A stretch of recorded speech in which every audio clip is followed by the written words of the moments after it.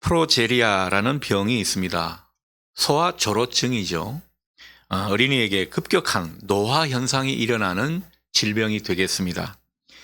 아이가 탈모가 일어나고 노인처럼 보이고 눈은 돌출되고 턱은 작아지는 그런 독특한 얼굴을 보이는 것이 특징입니다. 아마 여러분들이 매체를 통해서 아마 보셨을 줄로 압니다.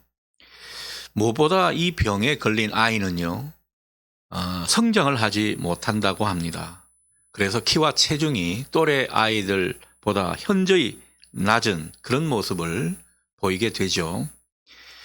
아직 마땅한 치료법이 없다고 합니다. 그러니 얼마나 슬픈 병인가 그런 생각이 듭니다. 여러분, 이 아이를 둔 부모님의 마음, 그 아픔을 우리가 과연 짐작이나 할 수 있겠습니까? 자, 그런데 하나님이 우리를 보시며 이런 아픔을 느끼시는 것은 아닌가 그런 생각도 해보게 됩니다. 영적으로 자라야 할 사람들이 자라지 못하는 것, 그것은 하나님의 슬픔일 것입니다. 이건 하나님께도 우리한테도 다 손해가 되는 것이죠. 여러분, 자라야 할 때 자라지 못하면 그만큼 자신이 받아 누릴 축복을 낭비하는 일이 되는 것입니다. 또 남에게 전해져야 할, 우리가 축복을 받아서 축복의 통로로 다른 사람들에게 흘려보내는 그런 어떤 모습이 있어야 되는데 그 모든 축복을 차단하게 되는 것이죠.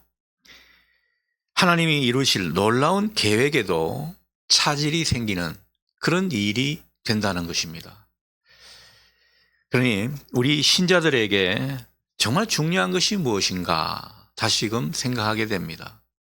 여러분, 우리에게 큰 문제는 환난과 어려움이 아닙니다.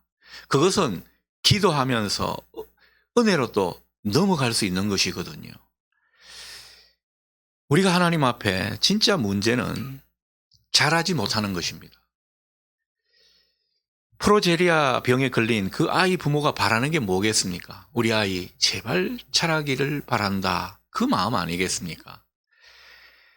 그 마음처럼 하나님도 우리를 향해서 바라는 것이 있다면 얘들아 제발 좀 자라다오. 그런 마음이 아닐까 싶습니다. 그래서 우리가 신앙하면서 정말 힘쓸 게 뭐냐? 말씀을 먹고 잘 자라는 것입니다. 잘 자라는과 동시에 하나님께 복을 받는 그 모습이 제일 중요한 모습이겠죠. 말씀의 은혜를 얻어서 자라야 할 때 팍팍 자라게 되는 이 은혜가 우리 모두에게 있기를 소원합니다. 자, 데살로니가에서 복음을 전한 바울, 굉장히 방해를 많이 받았습니다. 아주 격렬하게 회방을 받았고 또 박해를 받았던 모습입니다.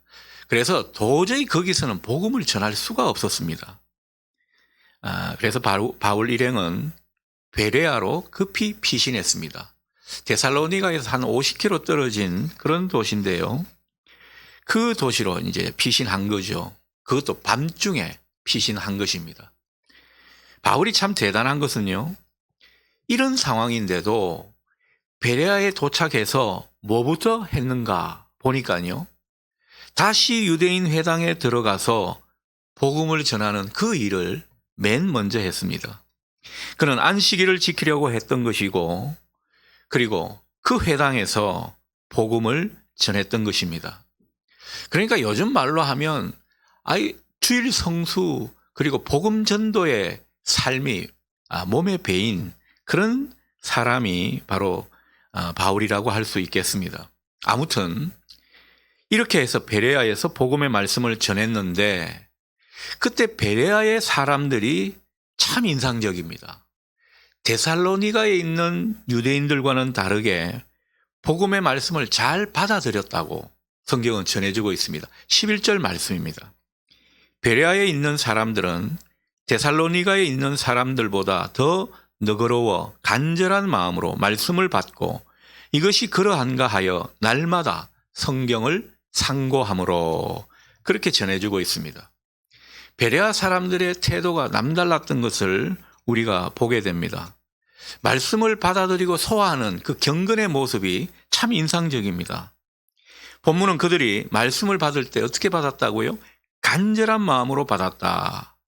그리고 그 받은 말씀에 그냥 아멘하지 않고 과연 그러한가 하여 날마다 그 말씀을 상고했다고 우리에게 전해주고 있습니다. 저는 이 모습에 오늘 굉장히 마음이 많이 가더라고요. 이 모습이 진짜 우리 성도들이 취해야 할 바람직한 모습이 아닌가 그런 생각이 들었습니다. 여러분, 오늘날 신자들 하나님의 말씀을 받을 때 어떻습니까? 정말 사모함이 있는가 생각해 보면 찔림이 많이 있습니다. 사모함이 사라진 시대라는 거죠. 간절한 심장이 아닌 채로 말씀을 받을 때가 많이 있다라는 겁니다. 여러분, 우리의 모습을 한번 잘 되돌아보기를 바랍니다. 우리가 얼마나 말씀을 간절하게 받고 있는가. 여러분, 주일 예배 때 이제 설교하기 전에 대표 기도를 하죠. 오늘도 뭐 장로님이 그렇게 대표 기도를 하셨는데, 꼭 그런 기도를 하시죠.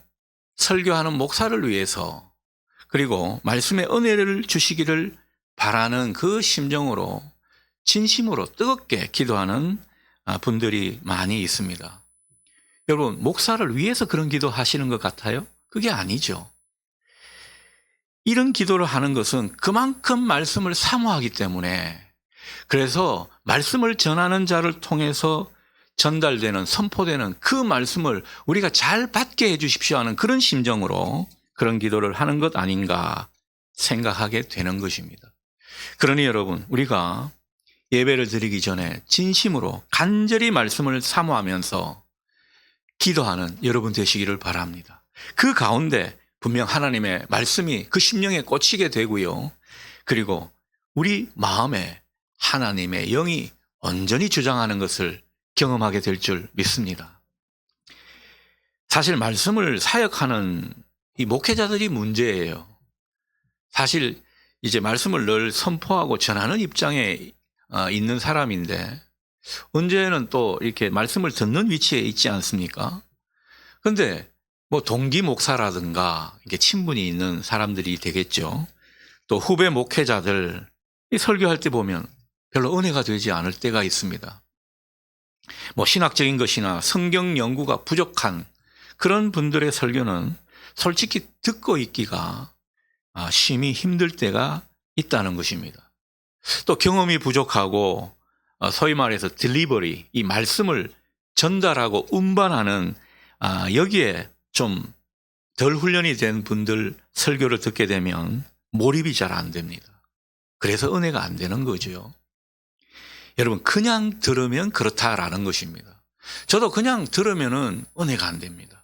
그러나 이 사람을 보지 않고 정말 이 설교를 하시는 그 설교자를 통해 전해지는 그 하나님의 소리에 기대를 갖고 사모하는 그 심정이 저에게 있게 될 때, 여러분, 사람의 소리가 들리지 않습니다.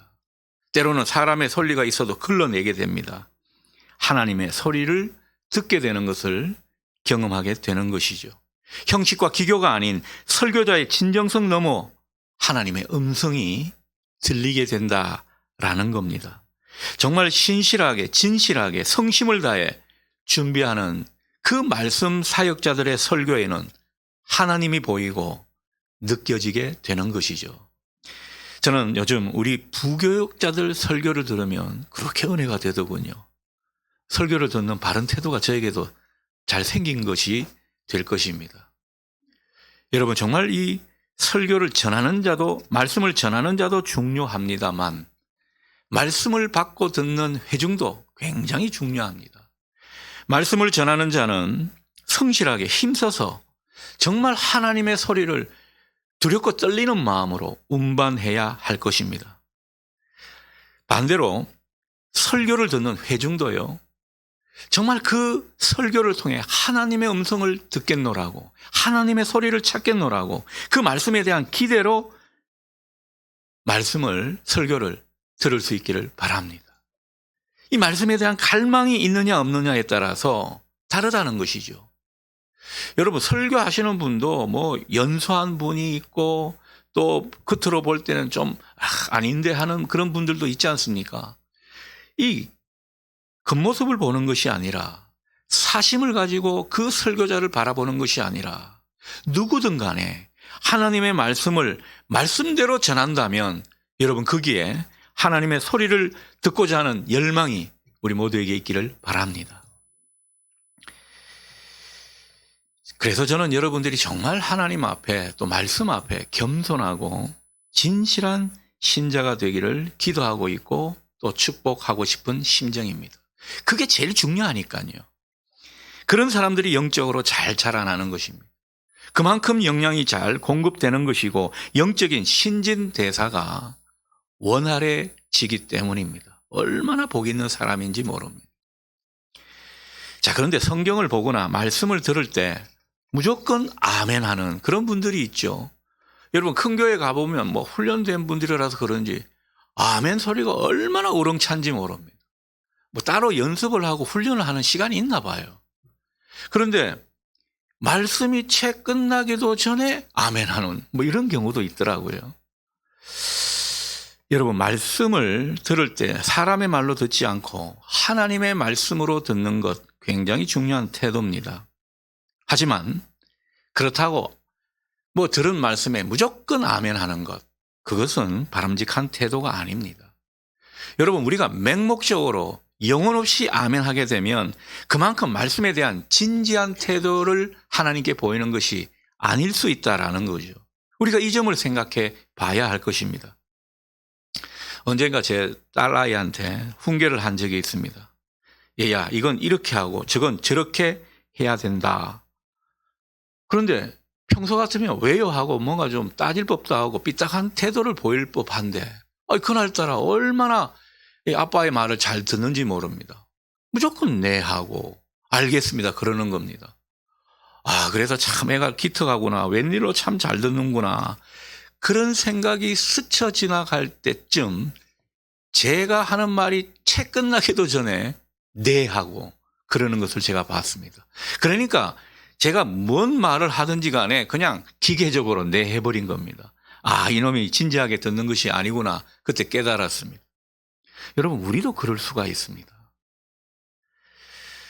우리가 설교를 듣는다라고 하는 것은요, 어찌 보면 굉장히 엄중한 일입니다.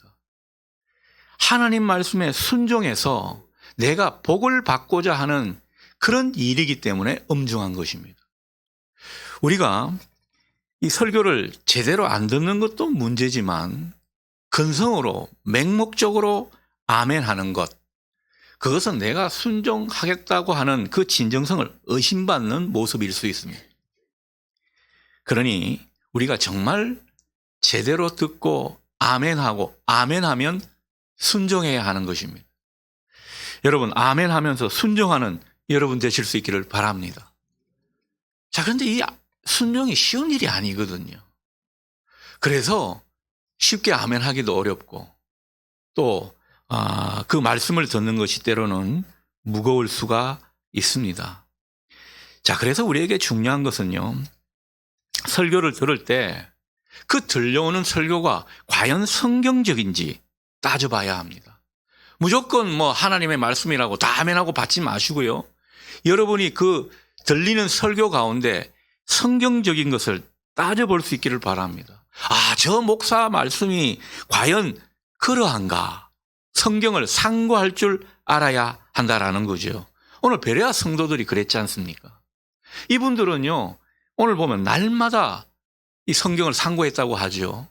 바울이 굉장히 의욕적이었기 때문에 베레아에서 날마다 말씀을 전했습니다. 이분들은 그 말씀은 날마다 받고, 그런데 그냥 다 섭취하지 않았습니다. 이게 진짜 성경적인지, 이게 정말 하나님께로부터 나온 소리인지 그들은 분별하고, 이해가 안 되면 바울을 찾아가서 따져 묻기도 하고 논쟁을 하면서, 그러면서 하나님의 말씀을 받아들였다라는 거죠. 그리고 그 하나님의 말씀을 받아들이는 가운데 그 말씀에 순종했다라는 겁니다. 여러분, 우리가 말씀에 순종하기 위해서 때로는 그 말씀을 삐딱하게 바라보면서 곱씹고 상고하는 이 모습, 얼마나 중요한지 모릅니다. 여러분에게 이 은사가 있기를 바랍니다. 그냥 하면 하지 말라는 거죠. 정말 그러한가? 오늘 베레아 성도들처럼 그렇게 상고할 수 있기를 바랍니다. 그래서 정말 하나님 뜻이라면 순종으로 나아가고 그 순종으로 나아가는 모습 속에 우리가 영적으로 잘 자라게 되고요. 하나님께 복을 받는 그런 모습이 될 줄 믿습니다. 우리가 영적으로 잘 자라지 못하고 말씀을 듣는 자로서 복을 잘 받지 못하는 까닭은 무엇입니까? 말씀을 잘 듣지 않고 그 말씀대로 순종하지 않기 때문입니다. 여러분, 일단 들은 말씀은 자꾸 상고하시면서 그리고 그 가운데 하나님의 진리를 발견하십시오. 하나님이 우리를 향한 뜻을 여러분 붙드십시오. 하나님의 마음을 읽으십시오. 그리고 그 하나님의 마음과 뜻을 확인했다면 순종으로 나아가십시오. 얼마나 복 있는 길인지 모릅니다. 여러분에게 이 은혜가 있기를 소원합니다. 따라서 우리가 말씀을 들을 때는요, 사심을 버려야 합니다. 간절한 마음으로 말씀을 들어야 합니다. 그것을 깊이 생각하면서 분별할 수 있어야 한다라는 거죠. 분별하는 가운데 진짜 성경적이고 하나님 뜻이라고 여겨지면 어떻게 하라고요? 그 말씀에 일단 순종해 보는 겁니다. 우리는 이 순종이 체질이 되게 될 때 그 가운데 하나님의 역사를 보게 될 줄 믿습니다. 말씀이 꽃을 피운다라는 거죠. 믿음의 열매를 맺게 된다라는 겁니다. 오늘 베레아 성도들의 모습에서 그것을 확인하게 됩니다. 12절이죠. 자, 베레아에서는 믿음의 열매가 많았다고 성경은 전해주고 있죠. 베레아에서 믿는 사람들이 많았다고 합니다. 그리고 특별히 헬라의 귀부인과 남자 등 이방인들이 예수를 많이 믿었다고 전합니다.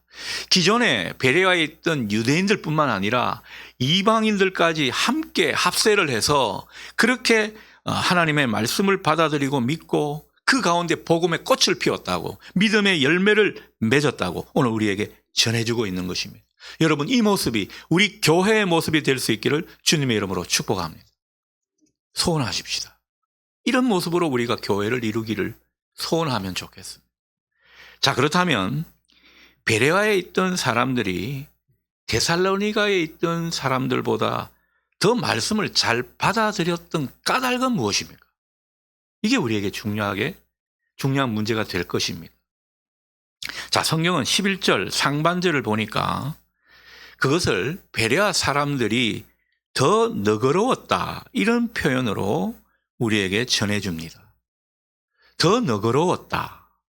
개역 한글 성경에는 신사적이었다, 뭐 이런 표현을 쓰고 있는데 이 정확한 이 원어의 의미를 살려보면요, 어떤 선입견으로부터 자유롭다, 이런 말이 되겠습니다.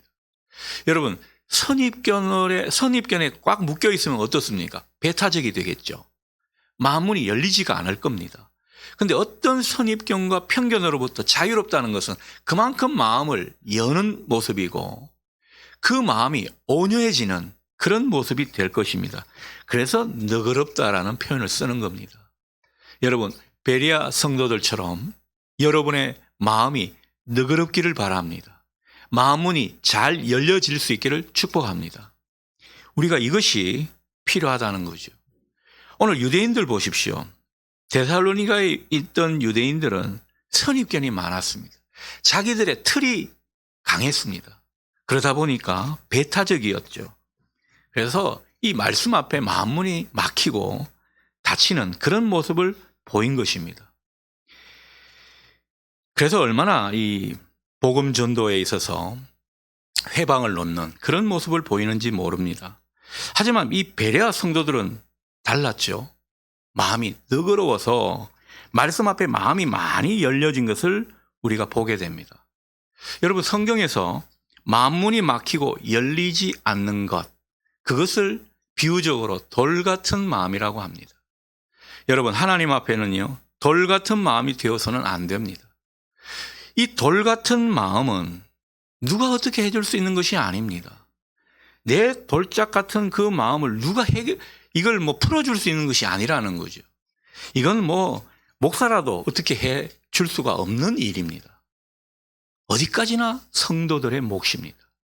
그래서 우리는 말씀을 받는 자로서 우리 마음밭이 어떤가, 내 마음 상태가 어떤가, 이걸 늘 가늠해 봐야 합니다. 돌아봐야 한다라는 거죠.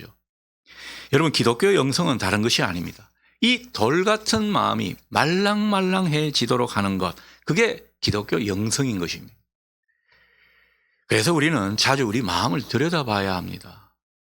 우리가 이 세상에 발붙이고 살기 때문에 하나님이 원하시는 마음으로 늘 그 상태를 유지할 수가 없습니다.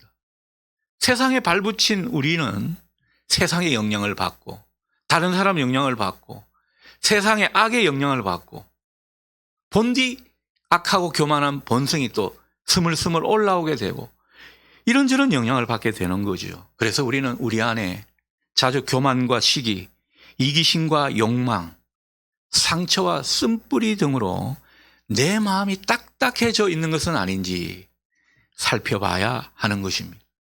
그러기 위해서 우리가 십자가를 오늘도 바라보는 것입니다. 오늘 여러분 성찬식을 하게 되죠. 이 성찬식을 하는 이유도 바로 여기에 있습니다. 주님, 오늘도 성찬식을 하는데 우리 마음, 이 돌 같은 마음을 자꾸 주님께 내어드립니다. 주님, 이 마음을, 은총의 마음, 정말 주님이 우리에게 보여주셨던 온화하고 겸손한 마음으로, 살 같은 마음으로 바꾸어 주십시오. 여러분, 성찬식에 참여하는 우리들이 이 기도가 꼭 있기를 바랍니다. 이게 중요하다라는 거죠.